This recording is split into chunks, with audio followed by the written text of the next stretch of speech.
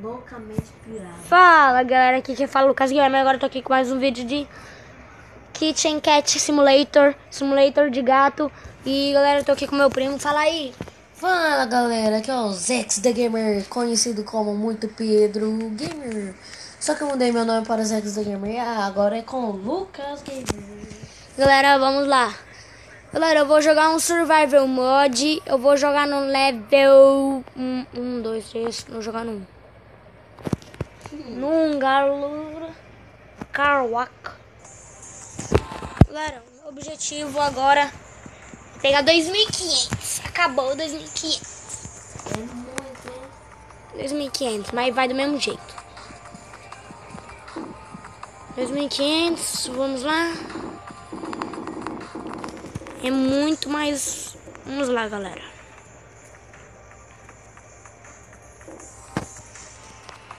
Vamos tentar. Não, galera, eu vou ser 2.000 de novo e tá. Fala aí o que você queria falar. Tô muito viciado nesse jogo. Como que chama ele? Call of Duty Black Ops? Não. Galera, o objetivo vai ser 1.500, que eu não tô muito afim de fazer isso, mas beleza, então, vamos lá. Galera, o nosso objetivo é fazer 1.500 só nesse negócio de caixa aqui, ó. Você tem que virar pra trás, vir e voltar, pronto. Aqui, ó, vai estar aqui, ó. Hora de semanal aqui. Então, galera. Saímos da TV. Vamos virar para trás. Esperar volta pro lugar. A barra tá meio louca aqui.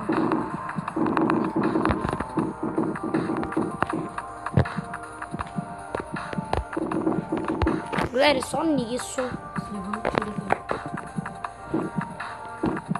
Pessoal, eu achei esse joguinho de gatinho mais da hora que esse Black Ops. Ah, mas é da hora esse joguinho de gatinho, claro.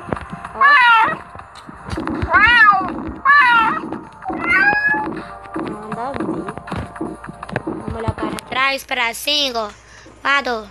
Nossa. Era onde Corre, deixa... Brian! Aonde? Corre! Nossa, os caras tá aqui, mano.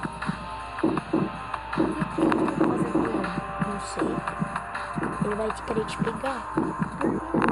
Não sei. Nossa, os caras tá correndo. Isso, galera, o cara me pegou. Se você gostou, se inscreve no canal, todo terceiro de novo pra semanal, galera.